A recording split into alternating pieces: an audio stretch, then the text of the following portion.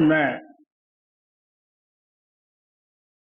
दो तीन सत्संगां दे विच दस्सिया है कि ये सब उस परम पिता बाबा सावण सिंह दी फुलवाड़ी है। उस महान हस्ती का जन्म उस वक्त होया जब महापुरुषां नूं दे जो दसा उपदेश सी, बाणी सी, उन्हां दीआं लेखनियां सन, उन्हां नूं छड्ड के लोग बिल्कुल ही उस प्रभु चेतन हस्ती नूं पत्थरां पाणियां दे विच ढूंढण लगे।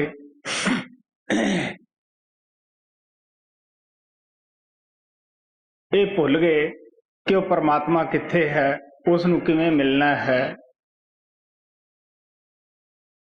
वो सावण इस तरह संसार विच आया जिस तरह सावण के महीने के अंदर बारिश काफ़ी हुंदी है। आम तौर के उत्ते जिन्हां इलाकिਆਂ 'ਚ कोई नहर का सिस्टम नहीं हुंदा गा, वो उन्हां दिनां दी जिन्हां 'च बारिश ज़्यादा हुंदी है उड़ीक दे विच बैठे हुंदे है। इसे तरह प्यासियां रूहां जिन्हां नूं कि मालिक दी प्यास सी, मालिक नूं मिलना चाहुंदियां सन, उन्हां दी प्यास बुझाउण वास्ते वो परमात्मा ने सावण का तन धारिया। भुले हुए जीवां नूं आके रस्ता दसिया।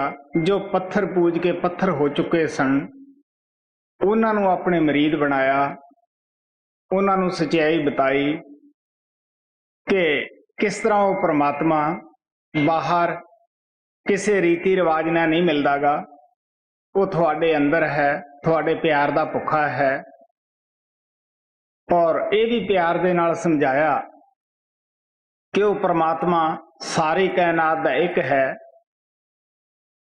वो किसी समाज की या किसी मुल्क की पर्सनल जायदाद नहीं, वो सब दा साझा है।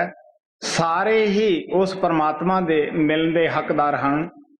ये नहीं कि एक मुल्क उसनूं अमरीका ही मिल सकता है, हिंदुस्तान दे नहीं मिल सकते गे, या अमरीकना दा है हिंदुस्तानियों दा नहीं।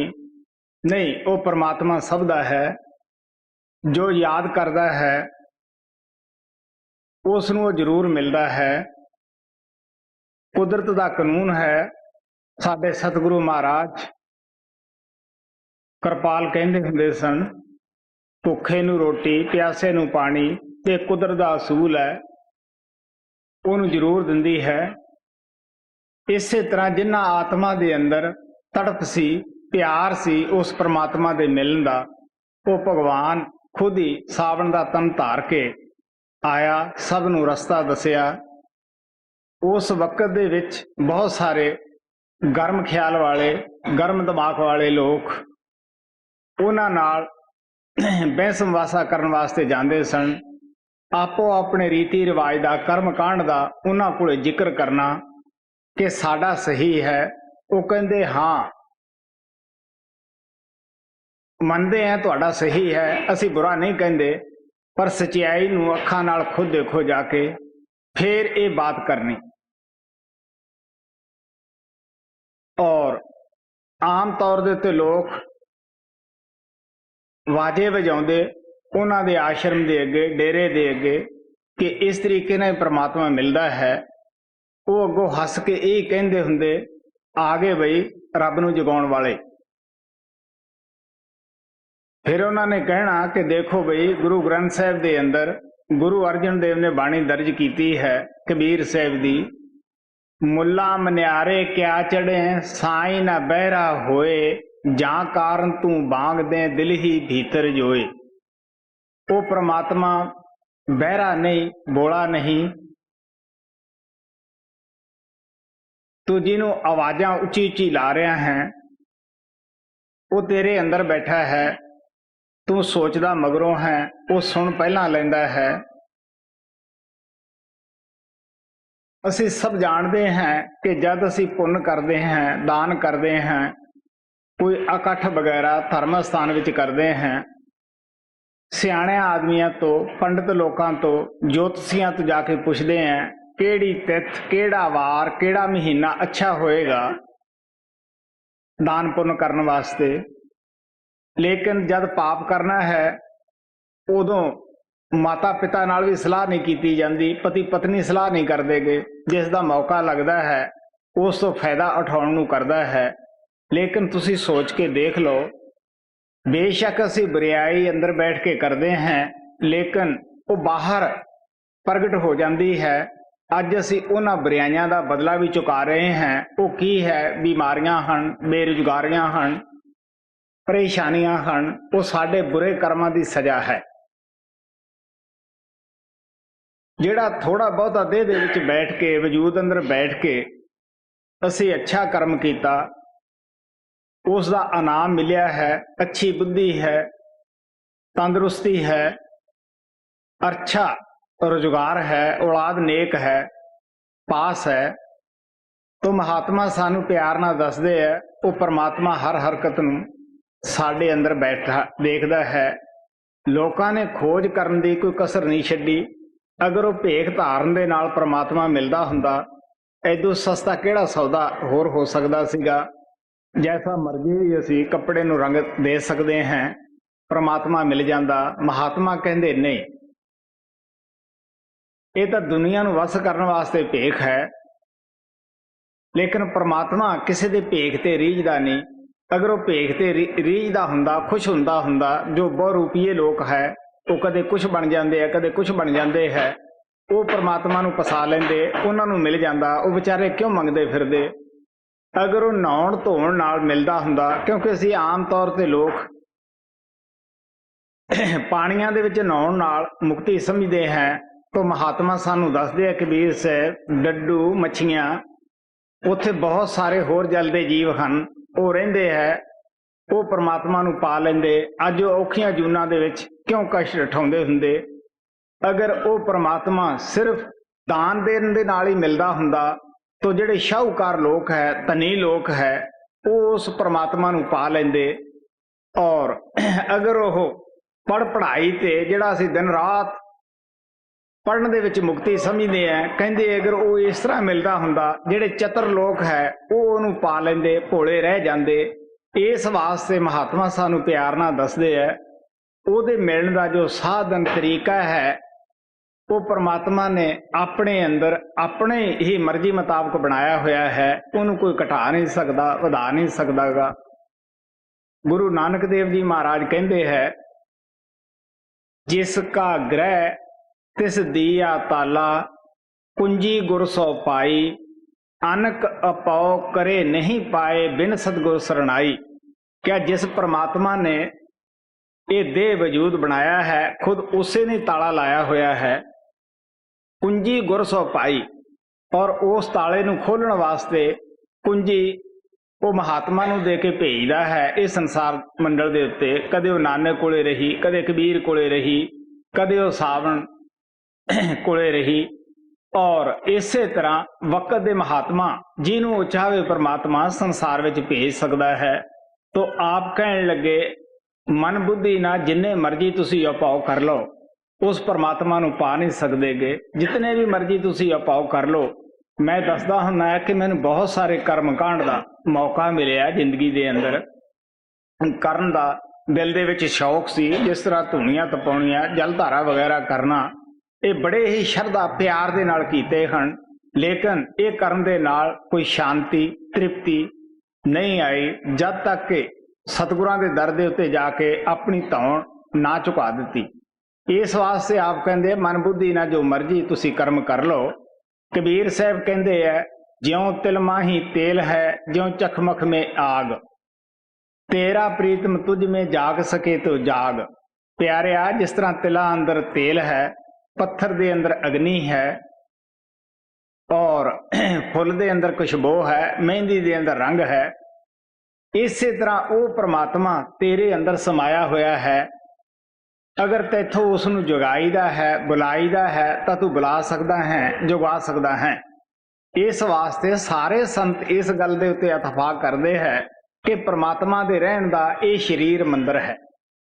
ਜਿਹੜਾ ਇਸ ਮੰਦਰ ਨੂੰ ਛੱਡ ਕੇ ਬਾਹਰ ਜੋ ਅਸੀਂ ਖੁਦ ਹੱਥਾਂ ਪੈਰਾਂ ਦੇ ਨਾਲ ਬਣਾਏ ਹਨ, ਉਹਦੇ ਵਿੱਚ ਢੂੰਡਦੇ हैं तो सवाए परेशानी तो सानू मिलता कुछ नहीं गा। तुसी सोच लो ये क्यों बनाए गए। ये महात्मा ने सानू समझाउण वास्ते बाहर बनाए, सानू दस्या कि किस तरह इन्हां दी सफाई रखनी जरूरी है। इत्थे मीट शराब बीड़ी सिगरट नहीं पीनी, क्योंकि भगवान दे रहण दी जगह है। और सानू ਉਹਦੇ ਵਿੱਚ ਰੀਤੀ ਰਿਵਾਜ अगर सोचिए तो वह भी ਇੱਕੋ जैसा ही आउंदा है।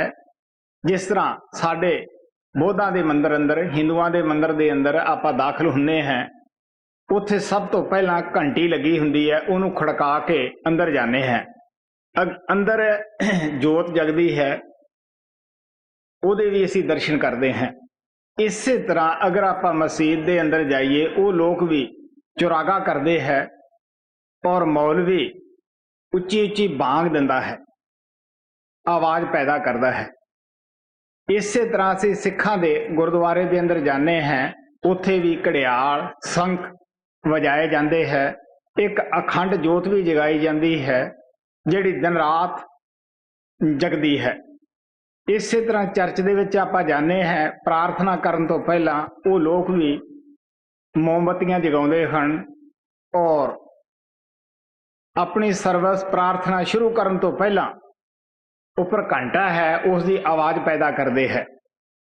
तो सारिਆਂ ਦੇ ਜਿਹੜੇ साधन तरीके है तकरीबन मिलते जुलते है। सच्चाई सब मजहबां के अंदर इको ही है कि परमात्मा की खोज, लेकिन असी भुल जाते हैं।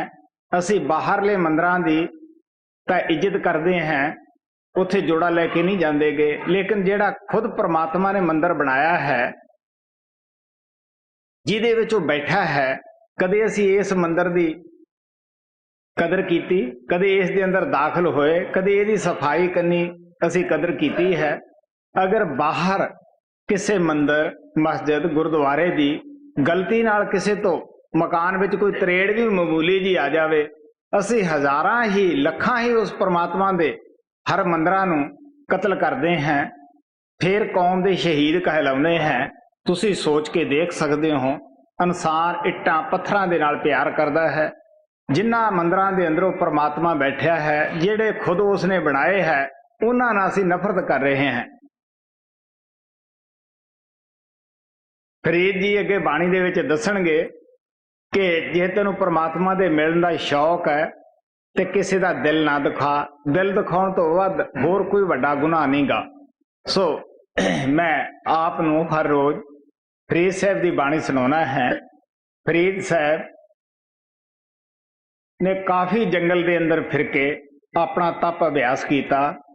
आखिर जब पूरा गुरु मिलिया, आप नूं होश आई, जिथे आप तप करते सन उत्थे शाह सरफ भी एक रहिंदा सी, जिहड़ा परमात्मा की खोज जंगलों पहाड़ों के विच कर रहा सीगा।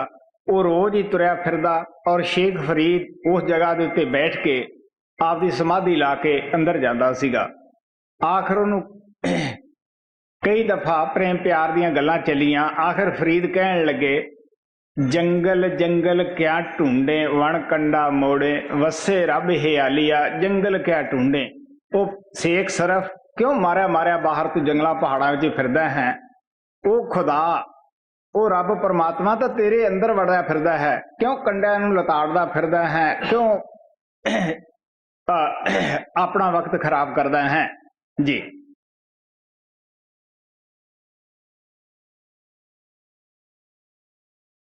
फरीदा जंगल जंगल क्या पवै, वण कंडा मोड़े, वसी रब हियालिए, जंगल क्या ढूंढे।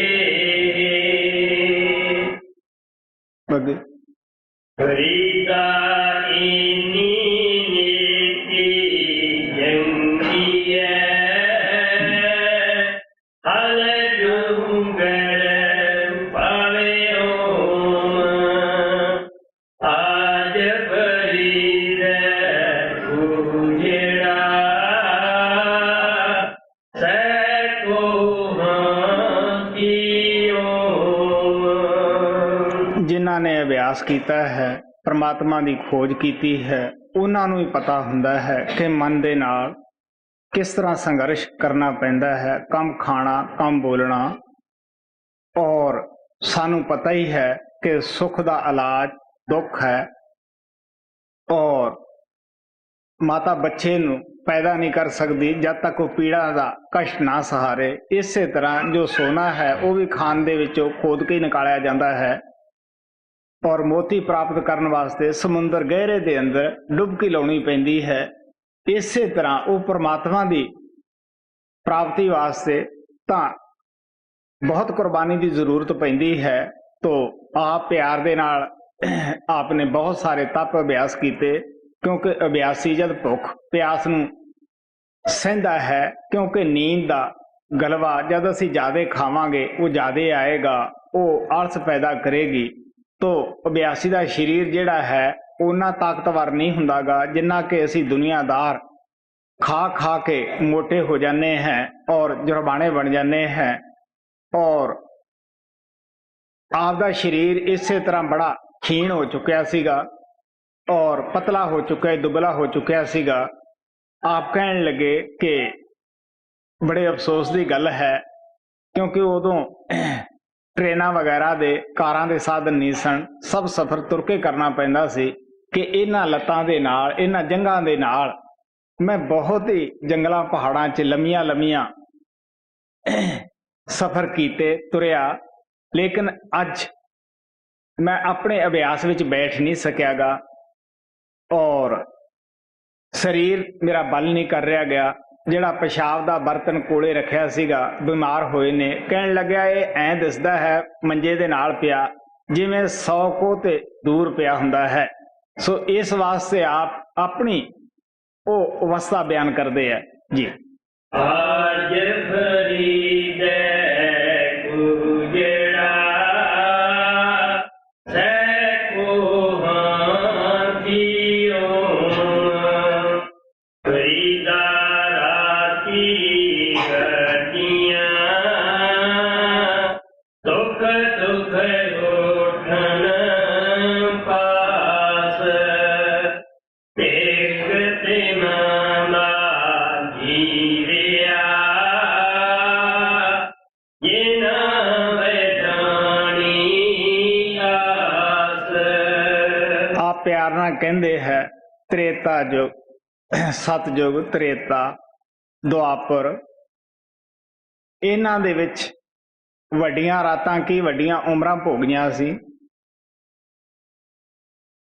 कहन लगे कि ये पासे भी थक जाते हैं ज़्यादा सौण नाल, पैण नाल, लेकिन अफसोस है उन्हां नूं लाहनत है, तिरग है, ਜਿਹੜੇ फिर भी इस पराए संसार विच गोते खांदे है, कदे परमात्मा की भगती ना की, कदे उस नाल मिलाप ना किया, बड़ियां बड़ियां लंबियां उमरां रातां पै के कढ़ दित्तियां।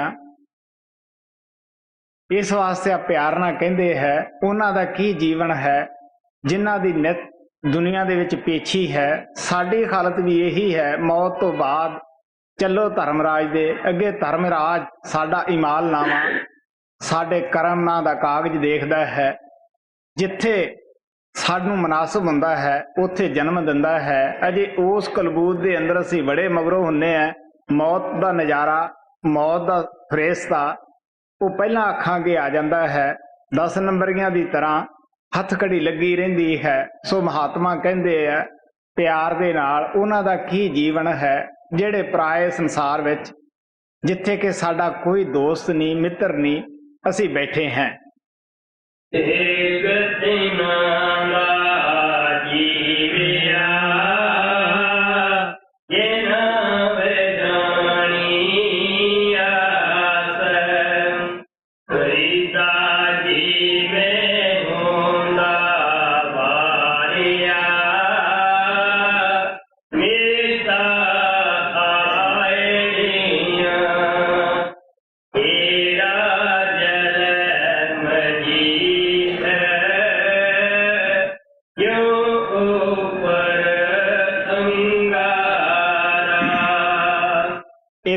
ਜੰਗਲ ਦੇ ਵਿੱਚ ਜੱਸਾ ਲੋਹਾਰ ਆਮ ਤੌਰ ਤੇ ਉਹਨਾਂ ਕੋਲੇ ਜਾਂਦਾ ਸੀ, ਜਿੱਥੇ ਉਹ ਤਪ ਕਰਦੇ ਸਨ ਆਪਣੇ ਪੇਟ ਵਾਸਤੇ, ਲੱਕੜੀਆਂ ਕੱਟਣ ਵਾਸਤੇ।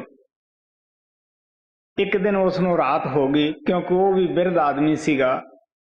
ਸੋਚਿਆ ਕਿ ਆਪਾਂ ਲੱਕੜੀਆਂ ਹੋਰ ਕੱਟ ਲਓ, ਅੱਜ ਦੀ ਰਾਤ ਫਰੀਦ ਦੇ ਪਾਸ ਹੀ ਰਹਿ ਜਾਵਾਂਗੇ।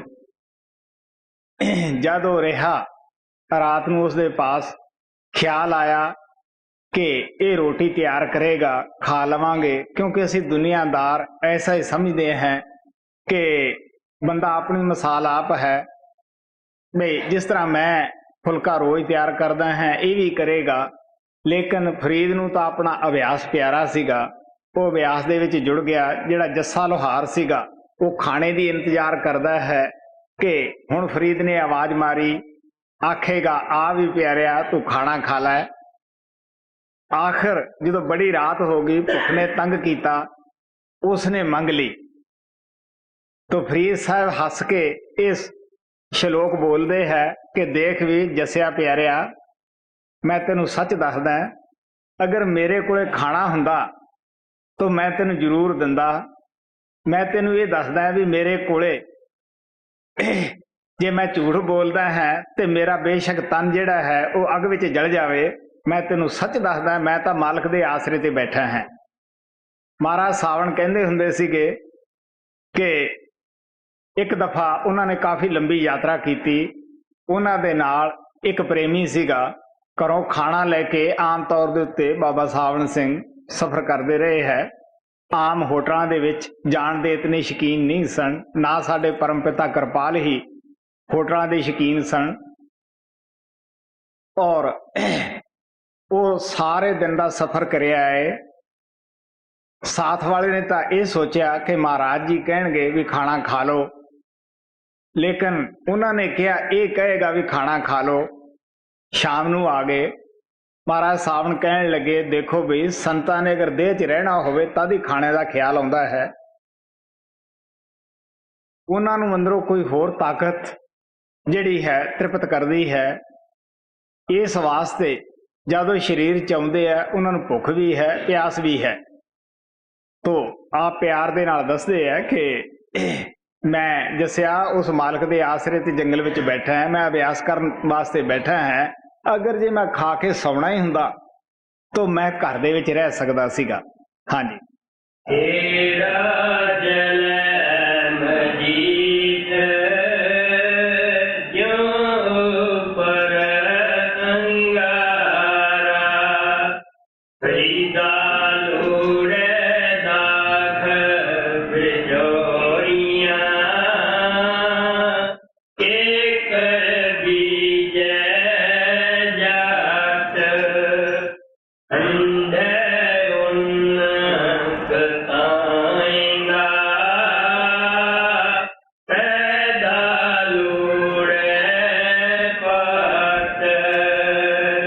ਸਾਹਿਬ ਕਹਿੰਦੇ ਆ ਕਿ ਇਹ ਇਨਸਾਫ ਹੈ।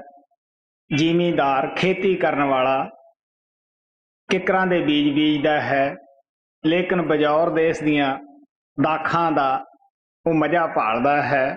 ਕਸ਼ਮੀਰ ਦੇ ਸੇ ਲੋਚਦਾ ਹੈ ਉਹ ਹੀ ਮਿਲ ਜਾਣ।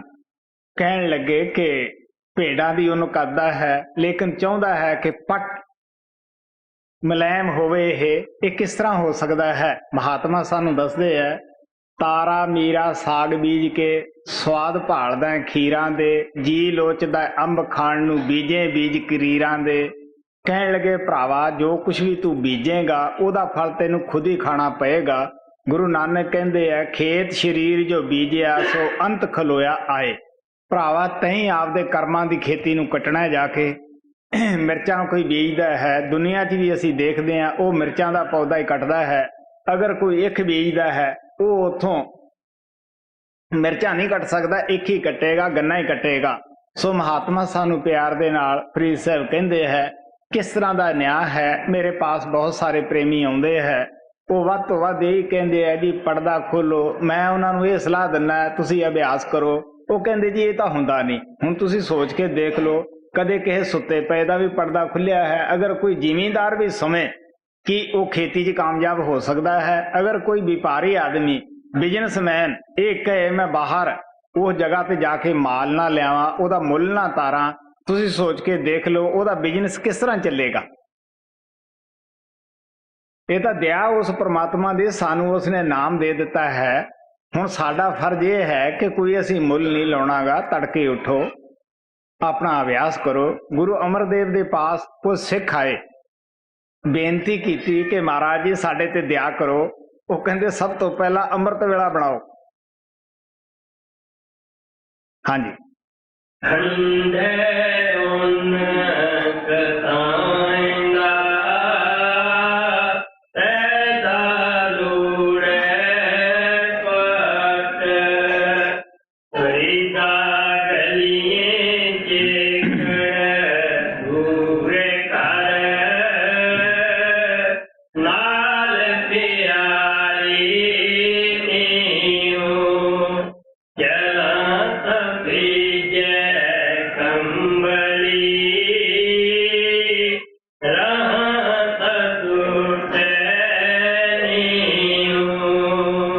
फरीद दे अंदर बड़ी तलब लगी हुई है कि कद पड़दा खुले ओ परमात्मा नूं मिलां। कहन लग्या गली दे विच तां चिक्कड़ है और प्यारे दे नाल न्यों भी लग्या होया कि उस नूं जरूर मिलां। किहड़ियां गलियां च चिक्कड़ है, किधरे काम लवेड़ी जांदा है, किधरे क्रोध, किधरे लोभ मोह हंकार, और बुद्धि जिहड़ी है वो पापां दे नाल भारी हुई बैठी है, वो कंबली है। और आप कहने लगे जे मैं रहना है मेरा न्यों टूट जाएगा, अगर जाना है तो कंबली बड़ी ही पापां दे नाल भारी हुई है। सो इस वास्ते अगे कहंदे है बेशक मेरी कंबली पापां नाल भारी है, भावें कितना भी चिक्कड़ क्यों नहीं गा, आखिर मैं जिस दा काम करदा है, जिहदी याद विच बैठा है, वो खुद ही इस नूं साफ करेगा। और मैं उन्हां सज्जणां नूं जिन्हां ने मैनूं नाम दिता है, आपदे प्यारे सतगुरु नूं मैं अंदर जरूर मिलूंगा।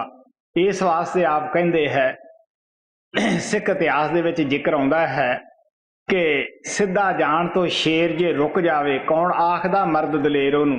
अगर शेर गोली दी आवाज़ नूं सुण के दूजी साइड भज्जे, ओनूं कोई शेर नहीं कहंदा। शेर दा धर्म है जिथों आवाज़ आउंदी है सब तो पहला उत्थे पहुंचदा है।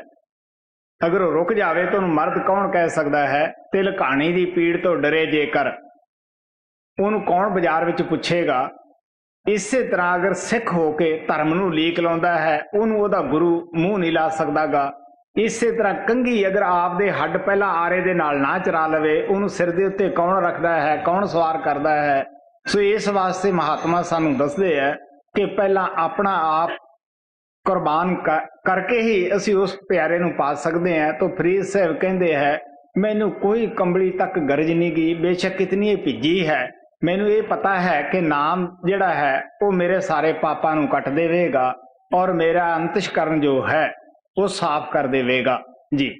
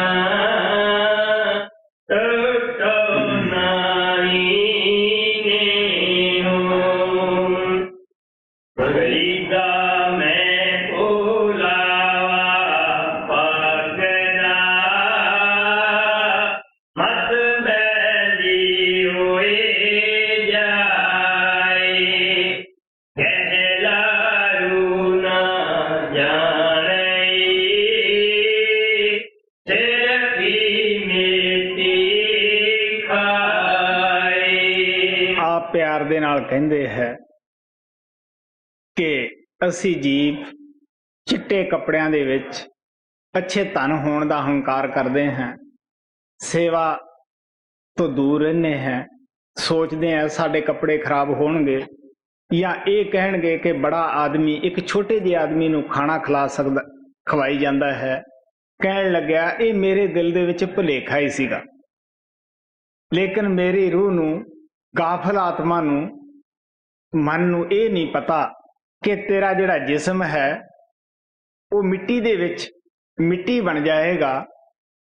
ਇਹ ਸਰੀਰ ਤੋਂ ਜਿੰਨਾ ਵੀ ਸੇਵਾ ਸਿਮਰਨ ਦਾ ਕੰਮ ਲਿਆ ਜਾਵੇ, ਹੰਕਾਰ ਦੂਰ ਕੀਤਾ ਜਾਵੇ, ਫੇਰ ਹੀ ਸਾਨੂੰ ਪਤਾ ਇਸ ਤੋਂ ਲੱਗਦਾ ਹੈ ਕਿ ਕੀ ਫਾਇਦਾ ਉਠਾਉਣਾ ਚਾਹੀਦਾ ਸੀਗਾ।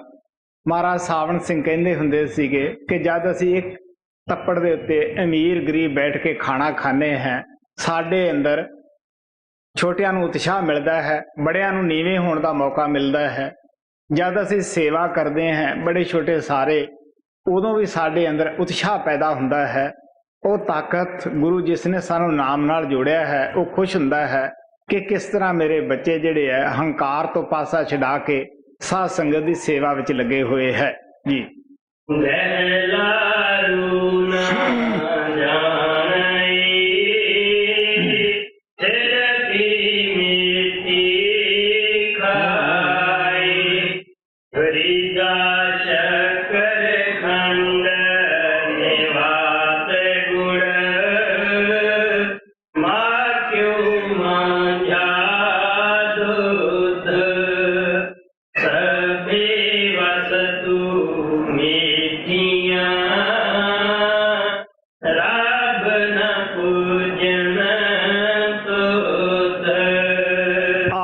ਸਾਰੀ ਜ਼ਿੰਦਗੀ ਅਭਿਆਸ ਕੀਤਾ। ਉਹ ਸਾਨੂੰ ਸਵਾਦੂਆਂ ਨੂੰ ਕਹਿੰਦੇ ਹੈ ਕਿ ਦੇਖ ਭਰਾਵੋ, ਸ਼ੱਕਰ ਵੀ ਮਿੱਠੀ ਹੈ, ਖੰਡ ਸ਼ਹਿਦ ਸਾਰਾ ਕੁਝ ਮਿੱਠਾ ਹੈ, ਲੇਕਿਨ ਜੇ ਤੁਸੀਂ ਨਾਮ ਦੇ ਨਾਲ ਜੁੜ ਜਾਓ, ਨਾਮ ਨੂੰ ਪ੍ਰਗਟ ਕਰ ਲਓ, ਕਹਿਣ ਲੱਗੇ ਉਹਦੇ ਸਵਾਦ ਵਰਗਾ ਹੋਰ ਕਿਤੇ ਸਵਾਦ ਨਹੀਂ। ਜੋ ਤਾਕਤ ਉਸ ਅੰਮ੍ਰਿਤ ਦੇ ਵਿੱਚ ਹੈ, ਨਾਮ ਦੇ ਵਿੱਚ ਹੈ, ਹੋਰ ਉਹ ਕਾਸੇ ਵਿੱਚ ਨਹੀਂ ਜੀ। ਸਭੇ ਵਸਤੂ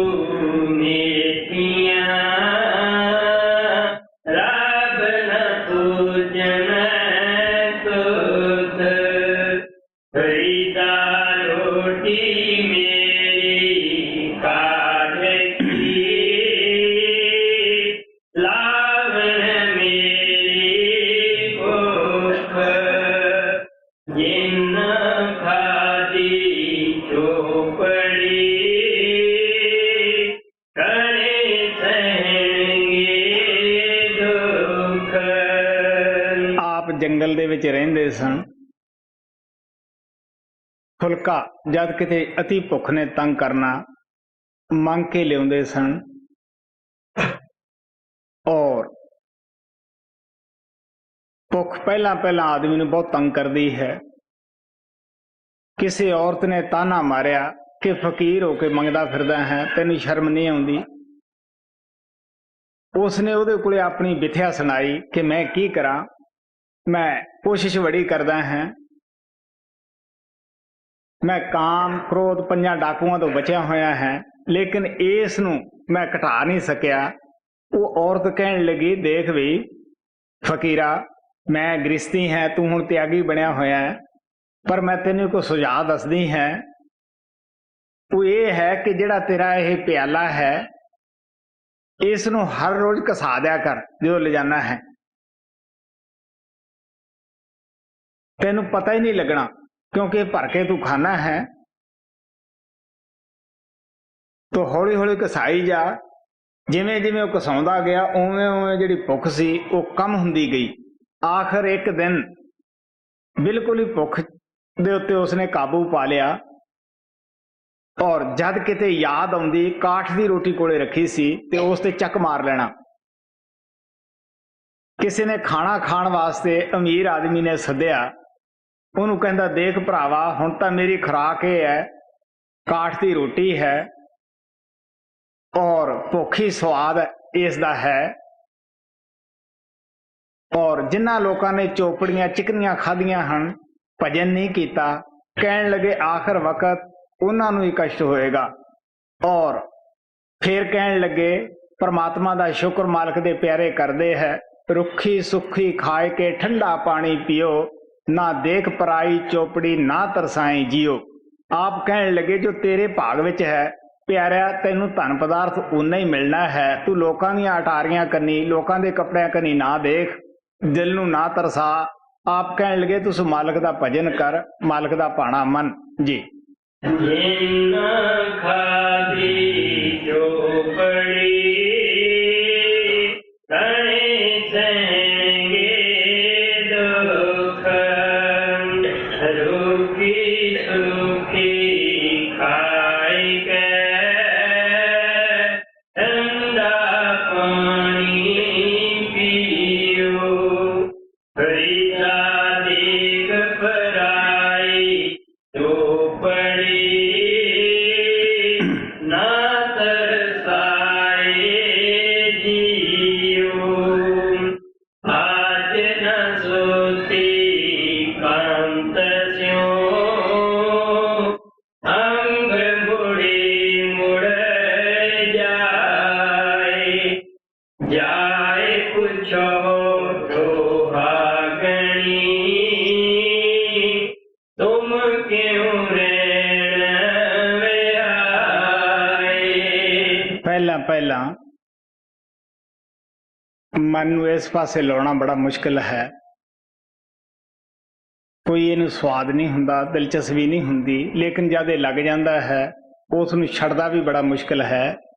ਜਿਸ ਤਰ੍ਹਾਂ ਬੱਚਾ ਜਦ ਪੈਦਾ ਹੁੰਦਾ ਹੈ, ਚਾਹੇ ਕਿਸੇ ਪਸ਼ੂ ਪੰਛੀ ਨੂੰ ਵੀ ਹੋਵੇ,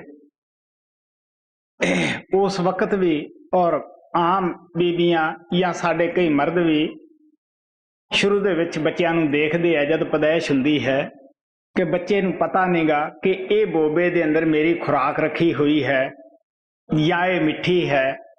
ਸ਼ੁਰੂ ਦੇ ਵਿੱਚ ਉਹ ਆਪਣੀ ਮਾਤਾ ਦਾ ਬੋਬਾ ਪਕੜਦਾ ਨਹੀਂਗਾ, ਪਕੜਦਾ ਹੈ ਉਸ ਨੂੰ ਦਬਾਉਂਦਾ ਨਹੀਂਗਾ, ਪਾਸੇ ਮੂੰਹ ਲੈ ਜਾਂਦਾ ਹੈ। ਫਿਰ ਮਾਤਾ ਉਹਦੇ ਮੂੰਹ ਦੇ ਅੱਗੇ ਕਰਦੀ ਹੈ। ਡੰਗਰ ਹੈ ਤਾਂ ਅਸੀਂ ਲੋਕ ਉਹਦਾ ਗਲ ਫੜ ਕੇ ਉਹਦੇ ਥੱਲੇ ਕਰਦੇ ਹਾਂ ਡੰਗਰ ਦੇ, ਲੇਕਿਨ ਜਦ ਉਹਦਾ ਇੱਕ ਵਾਰੀ ਸਵਾਦ ਉਹਨੂੰ ਮਿਲ ਜਾਂਦਾ ਹੈ, ਡੰਗਰ ਹੈ ਤਾਂ ਉਹ ਰੱਸੀ ਨਾਲ ਬੰਨਣਾ ਪੈਂਦਾ ਹੈ। ਅਗਰ ਉਹ ਖੁੱਲ੍ਹਣ ਦਾ ਕਿਸੇ ਵੇਲੇ ਵੀ ਮੌਕਾ ਮਿਲੇ ਤਾਂ ਉਹ ਸਾਰਾ ਹੀ ਦੁੱਧ ਪੀ ਜਾਂਦਾ ਹੈ। ਘਰ ਦੇ ਮਾਲਕ ਝਾਕਦੇ ਹੈ। ਇਹੀ ਹਾਲਤ ਬੱਚੇ ਦੀ ਹੈ, ਇਸੇ ਹਾਲਤ ਅਭਿਆਸੀ ਦੀ ਹੈ। ਸ਼ੁਰੂ ਵਿੱਚ ਲੱਗਣਾ ਔਖਾ ਹੈ, ਜਿਨ੍ਹਾਂ ਨੂੰ ਰਸ ਆ ਗਿਆ ਉਹਨਾਂ ਨੂੰ ਛੱਡਣਾ ਵੀ ਔਖਾ ਹੈ। ਅਸੀਂ ਤਾਂ ਕਹਿੰਦੇ ਹਾਂ ਕਿ ਜੇ ਨੀਂਦ ਆ ਜਾਂਦੀ ਹੈ, ਅਫਸੋਸ ਇਹ ਉਹਨਾਂ ਦੀ ਹਾਲਤ ਹੈ ਜਿਹੜੇ ਹਾਲ ਤੱਕ ਅੰਦਰ ਨਹੀਂ ਗਏ। ਜਿਹੜੇ ਅੰਦਰ ਚਲੇ ਗਏ ਹੈ ਉਹਨਾਂ ਦੀ ਹਾਲਤ ਤਾਂ ਇਹ ਹੋ ਜਾਂਦੀ ਹੈ। ਗੁਰੂ ਅਰਜਨ ਦੇਵ ਜੀ ਮਹਾਰਾਜ ਆਪਣੇ ਅਭਿਆਸ ਦੀ ਗੱਲ ਦੱਸਦੇ ਹੈ ਕਿ ਵੱਧ ਸੁਖ ਰੈਣੜੀਏ ਫਿਰ ਪ੍ਰੇਮ ਲੱਗਾ, ਘੱਟ ਦੁੱਖ ਨੀਂਦੜੀਏ ਫਿਰ ਸਿਉ ਸਦਾ ਪੱਗਾ।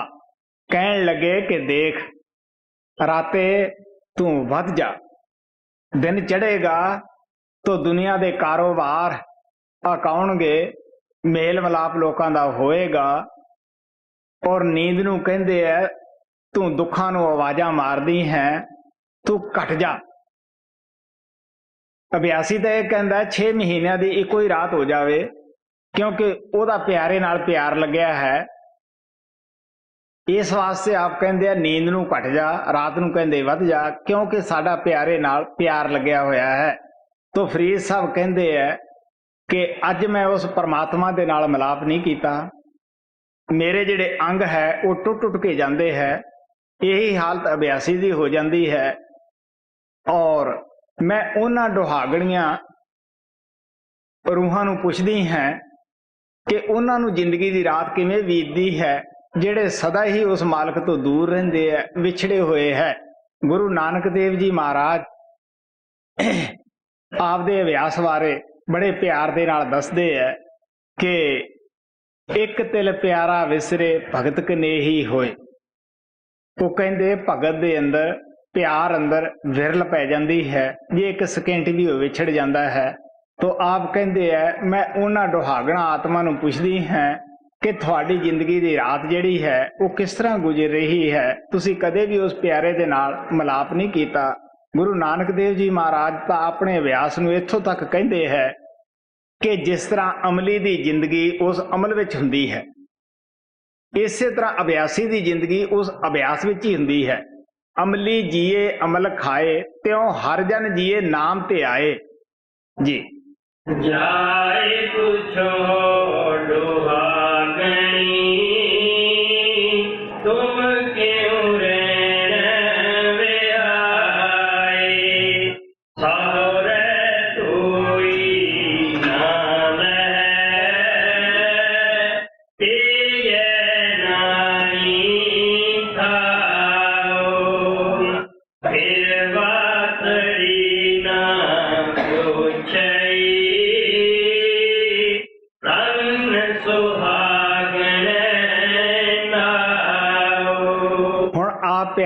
ਨਾਲ ਦੱਸਦੇ ਹੈ ਕਿ ਇਹ ਸੰਸਾਰ ਆਤਮਾ ਦੇ ਵਾਸਤੇ ਸਹੁਰੇ ਘਰ ਹੈ।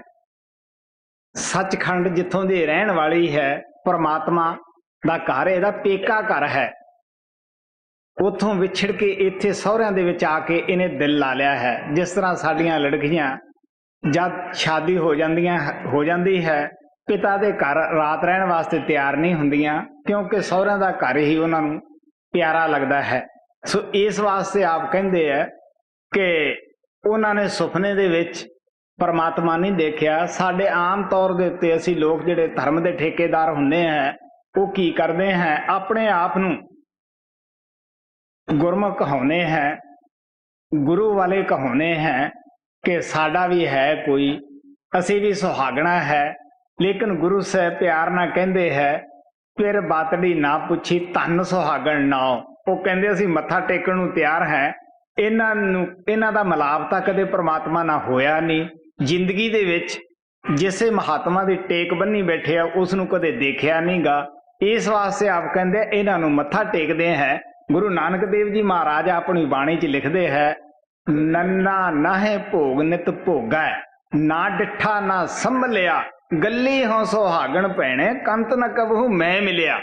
ਗੱਲਾਂ ਬਾਤਾਂ ਨਾਲ ਅਸੀਂ ਸੁਹਾਗਣ ਹੈ, ਸਾਰੇ ਕਹਿੰਦੇ ਆ ਜੀ ਬਸ ਨਾਮ ਹੈ, ਜੁੜਿਆ ਹੈ, ਰੱਬ ਸਾਡੇ ਪਾਸ ਹੈ। ਔਰ ਉਹ ਕਹਿੰਦੇ ਕਿ ਪਤੀ ਕਦੇ ਮਿਲਿਆ ਹੀ ਨਹੀਂ, ਮਿਲਾਪ ਕੀਤਾ ਹੀ ਨਹੀਂ, ਉਹਦੇ ਨਾਲ ਕਦੇ ਬੈਠ ਕੇ ਗੱਲ ਹੀ ਨਹੀਂ ਕੀਤੀ, ਰਾਤ ਹੀ ਨਹੀਂ ਪੁੱਛੀ, ਬਾਤ ਹੀ ਨਹੀਂ ਪੁੱਛੀ ਕਿ ਤੂੰ ਮੇਰੇ ਤੇ ਖੁਸ਼ ਹੈ ਜਾਂ ਮੇਰੇ ਤੇ ਨਾਰਾਜ਼ ਹੈ। ਇਸ ਵਾਸਤੇ ਆਪ ਤਾਂ ਧੋਖੇ 'ਚ ਅਸੀਂ ਹੁੰਦੇ ਹੈ, ਲੋਕਾਂ ਨੂੰ ਵੀ ਪਾ ਦਿੰਦੇ ਹੈ, ਆਪਣਾ ਜੀਵਨ ਬਰਬਾਦ ਹੈ, ਹੋਰਾਂ ਦਾ ਵੀ ਕਰੀ ਜਾਂਦੇ ਹੈ। ਤੋ ਇੱਥੇ ਗੁਰੂ ਸਾਹਿਬ ਪਿਆਰ ਨਾਲ ਕਹਿੰਦੇ ਹੈ ਕਿ ਧਨ ਹੈ ਇਹ ਜਿਹੀਆਂ ਆਤਮਾ ਜਿਨ੍ਹਾਂ ਨੂੰ ਕੋਈ ਗੁਰੂ ਨਹੀਂ ਮਿਲਿਆ, ਨਾਮ ਨਹੀਂ ਮਿਲਿਆ, ਉਹ ਵੀ ਆਪਣੇ ਆਪ ਨੂੰ ਸੁਹਾਗਣਾ ਕਹਿੰਦੀਆਂ ਹਨ ਜੀ। ਫਿਰ ਵਾਤੜੀ ਨਾ ਪੁੱਛਈ, ਧਨ ਸੁਹਾਗਣ ਨਾਉ, ਸਹੁਰੇ ਪੀਏ ਕੰਤ ਕੀ, ਕੰਤ ਅਗਮ ਕਥਾਉ, ਨਾਨਕ ਸੋ ਸੁਹਾਗਣੀ, ਜੋ ਪਾਵੈ ਦੀ ਪਰਵਾਹ। ਗੁਰੂ ਨਾਨਕ ਦੇਵ ਜੀ ਮਹਾਰਾਜ ਕਹਿਣ ਲੱਗੇ, ਦੇਖੋ ਬਈ, ਜੋ ਇੱਥੇ ਸਹੁਰੇ ਘਰ ਵਿੱਚ ਵੀ ਉਸ ਪਰਮਾਤਮਾ ਨਾਲ ਜੁੜੀ ਹੋਈ ਆਤਮਾ ਹੈ ਔਰ ਅੰਦਰ ਜਾ ਕੇ ਵੀ ਉਹ ਪਰਮਾਤਮਾ ਨਾਲ ਜੁੜੀ ਹੋਈ ਹੈ। ਕਹਿਣ ਲੱਗੇ ਉਹ ਸੁਹਾਗਣ ਹੈ, ਉਸ ਦੇ ਚਰਨ ਚੁੰਮਣ ਵਾਸਤੇ ਵੀ ਤਿਆਰ ਹੈ।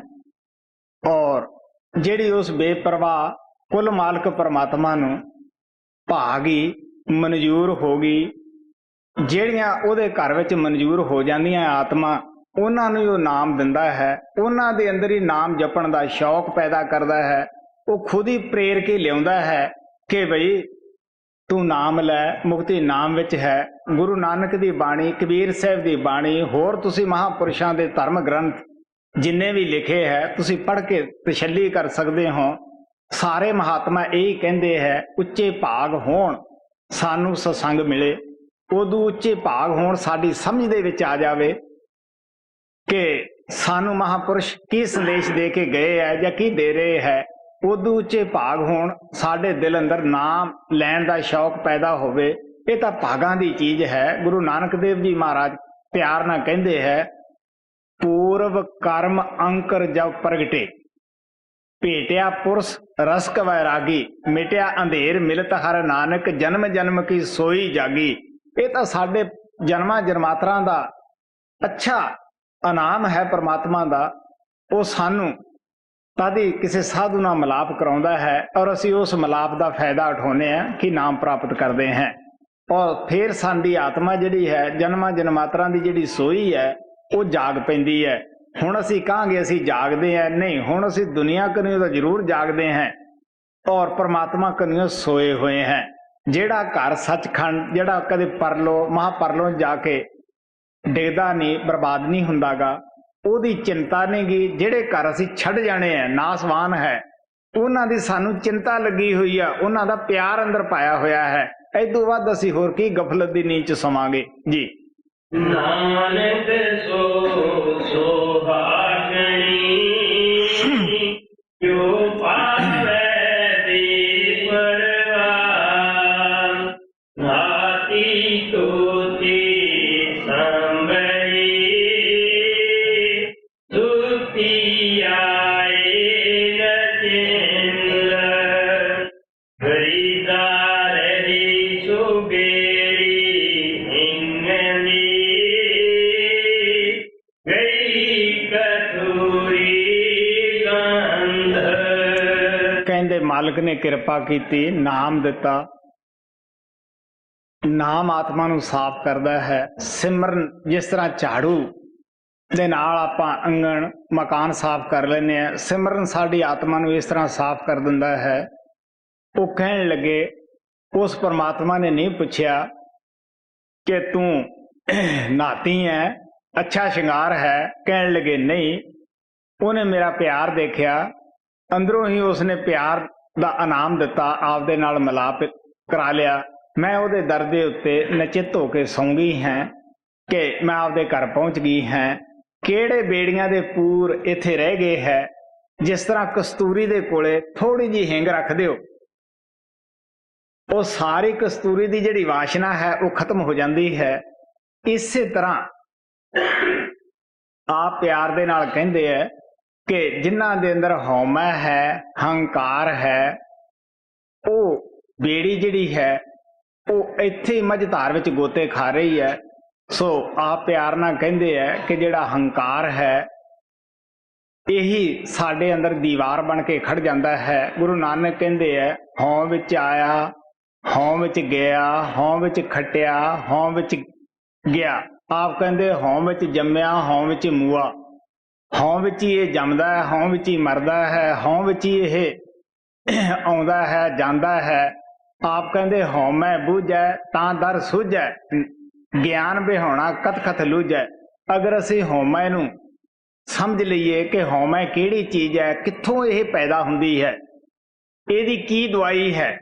ਆਪ ਕਹਿੰਦੇ ਹਉਮੈ ਦੀਰਘ ਰੋਗ ਹੈ, ਦਾਰੂ ਪੀਸ ਮਾਹੇ। ਹਉਮੈ ਬੇਸ਼ੱਕ ਲਾ ਇਲਾਜ ਮਿੱਠੀ ਤਪਦਿਕ ਹੈ, ਇਨਸਾਨ ਨੂੰ ਅੰਦਰੇ ਅੰਦਰ ਖਤਮ ਕਰ ਦਿੰਦੀ ਹੈ। ਲੇਕਿਨ ਇਹਨੂੰ ਪਤਾ ਨਹੀਂ ਕਿ ਮੈਨੂੰ ਕੀ ਚੀਜ਼ ਖਾ ਰਹੀ ਹੈ, ਹਉਮੈ ਕਿੱਥੋਂ ਪੈਦਾ ਹੁੰਦੀ ਹੈ, ਕੀ ਦਵਾਈ ਹੈ। ਕਿਰਪਾ ਕਰੇ ਜੇ ਆਪਣੀ ਤਾਂ ਗੁਰ ਕਾ ਸ਼ਬਦ ਕਮਾਹੇ। ਜਿਨ੍ਹਾਂ ਤੇ ਤੂੰ ਕਿਰਪਾ ਕਰਦਾ ਹੈ, ਦਇਆ ਕਰਦਾ ਹੈ, ਉਹਨਾਂ ਨੂੰ ਨਾਮ ਭਗਤੀ ਵਿੱਚ ਲਾ ਦਿੰਦਾ ਹੈ। ਜਿਵੇਂ ਜਿਵੇਂ ਅਸੀਂ ਸ਼ਬਦ ਨਾਮ ਦੀ ਕਮਾਈ ਕਰਦੇ ਹਾਂ, ਉਵੇਂ ਉਵੇਂ ਅਸੀਂ ਉਸ ਪਰਮਾਤਮਾ ਦੇ ਨਜ਼ਦੀਕ ਹੋ ਜਾਂਦੇ ਹਾਂ। ਮੈਂ ਦੱਸਦਾ ਹੁੰਦਾ ਹੈ ਕਿ ਕਿਸ ਤਰ੍ਹਾਂ ਕਾਮ, ਕ੍ਰੋਧ, ਲੋਭ, ਮੋਹ, ਹੰਕਾਰ ਦੀ ਅਸਥੂਲ ਗੰਢ ਸਾਡੇ ਅੱਖਾਂ ਦੇ ਪਿੱਛੇ ਹੈ, ਸੂਖਸ਼ਮ ਤ੍ਰਿਕੁਟੀ ਵਿੱਚ ਹੈ। ਜਦ ਤੱਕ ਅਸੀਂ ਆਪਦੀ ਆਤਮਾ ਤੋਂ ਅਸਥੂਲ, ਸੂਖਸ਼ਮ, ਕਾਰਨ ਤਿੰਨੇ ਪਰਦੇ ਨਹੀਂ ਲਾ ਲੈਂਦੇ ਗੇ, ਇਸ ਨੂੰ ਤ੍ਰਿਕੁਟੀ ਦੇ ਉੱਪਰ ਦਸਵੇਂ ਦੁਆਰ 'ਚ ਨਹੀਂ ਲੈ ਜਾਂਦੇ ਗੇ, ਉਹਨਾਂ ਚਿਰ ਅਸੀਂ ਇਹਦੇ ਹੰਕਾਰ ਤੋਂ ਖਹਿੜਾ ਨਹੀਂ ਛੁਡਾ ਸਕਦੇ। ਕਿਸੇ ਨਾ ਕਿਸੇ ਪੰਜਾਂ ਦੇ ਵਿੱਚੋਂ ਇੱਕ ਨਾ ਇੱਕ ਸਾਡੇ ਉਦਾਲੇ ਰਹੇਗਾ। ਹਾਂਜੀ। ਹਰਿਦਾਰ ਹੀ ਸੁਬੇਰੀ ਹਿੰਗਲੀ ਗਈ ਕਤੂਰੀ ਗੰਧ ਸੁਬਰ ਜਾਨੀ ਨਾ ਡਰਾਂ ਇਹ ਸਹਿਜੀਤ ਨਾ ਜਾਏ ਫਰੀਦਾ ਕੀਤੀ ਜੋ ਬਨੇ ਪ੍ਰੀਤ ਬਿਨ ਸੁਖ ਗਏ ਕੁਮਲਾਏ। ਫਰੀਦ ਸਾਹਿਬ ਕਹਿੰਦੇ ਆ, ਮੈਂ ਜੋਬਨ ਜਾਂਦੇ ਨੂੰ ਨਹੀਂ ਡਰਦਾਗਾ। ਬੇਸ਼ੱਕ ਜਵਾਨੀ ਤੋਂ ਬੁਢੇਪਾ ਆ ਰਿਹਾ ਹੈ, ਇਹ ਆਉਣਾ ਹੀ ਹੈ, ਪਰ ਮੈਂ ਡਰਦਾ ਹਾਂ ਕਿ ਮੇਰਾ ਜਿਹੜਾ ਪਿਆਰ ਹੈ ਪਰਮਾਤਮਾ ਗੁਰੂ ਦੇ ਨਾਲ, ਉਹ ਨਾ ਖਤਮ ਹੋ ਜਾਵੇ, ਉਹ ਨਾ ਟੁੱਟ ਜਾਵੇ। ਉਸ ਦੇ ਪਿਆਰ ਬਿਨਾ, ਗੁਰੂ ਦੇ ਪਿਆਰ ਬਿਨਾ ਅਨੇਕਾਂ ਹੀ ਜੋਬਨ ਇਸ ਸੰਸਾਰ ਵਿੱਚ ਆਏ, ਅਨੇਕਾਂ ਹੀ ਇੱਥੇ ਇਸ ਤਰ੍ਹਾਂ ਕਮਲਾ ਗਏ ਗੁਰੂ ਦੇ ਪਿਆਰ ਤੇ ਬਿਨਾ, ਜਿਸ ਤਰ੍ਹਾਂ ਖੇਤੀ ਪਾਣੀ ਤੋਂ ਬਿਨਾ ਕਮਲਾ ਜਾਂਦੀ ਹੈ। ਫਰੀਦਾ ਕੀਤੀ ਜੋ ਬਨੇ ਪ੍ਰੀਤ ਬਿਨ ਸੁਖ ਗਈ ਕੁਮਲਾਏ।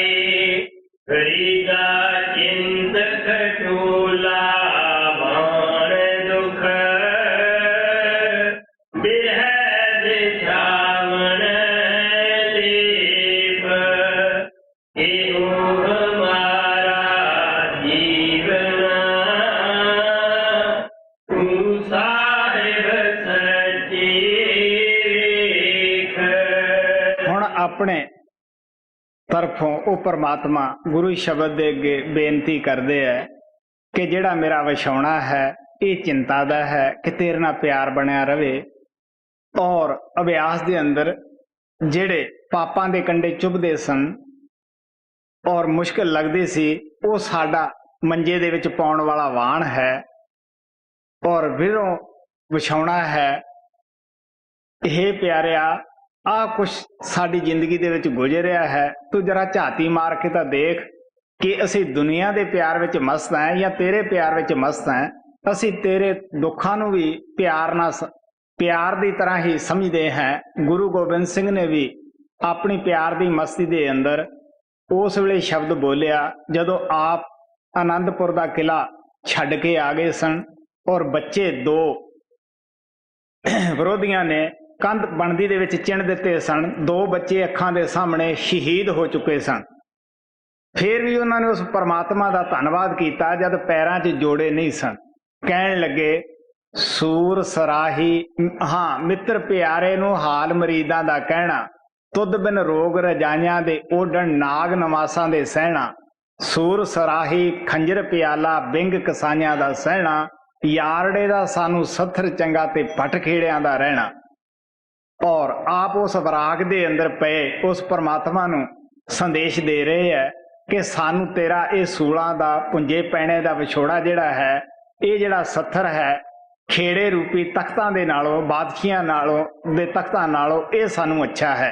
सो मालक दे प्यारे जिहड़े है वो उस परमात्मा दे नालों दुख आवे सुख आवे वो अपने प्यार दे विच कोई कमी नहीं आउण दिंदे गे, बल्कि होर प्यार मजबूत करते हैं जी।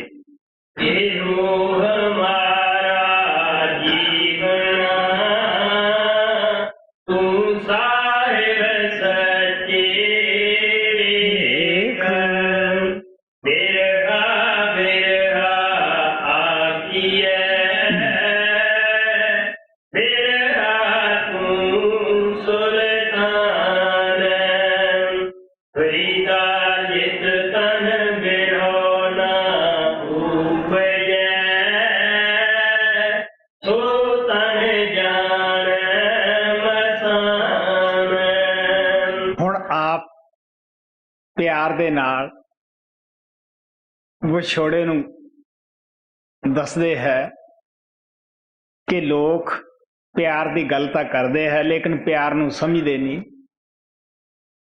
विछोड़ा नूं समझ नहीं रहे, बिरहा नूं समझ नहीं रहे। बस बिरहा कहती गल खत्म हो गई। फरीद साहब कहने लगे नहीं, बिरहा बिरहा आखिया बिरहा तो सुल्तान कहन लगे कि बिरे तो बगैर कोई गुरु का दिता होया सिमरन नहीं कर सकता गा, कोई सेवा नहीं कर सकता गा। सच पुछो तो वह कहन लगा बिरहा जिवें लोग समझते है तू ओ नहीं गा, तू सारियां दा चक्रवर्ती सुल्तान बादशाह है।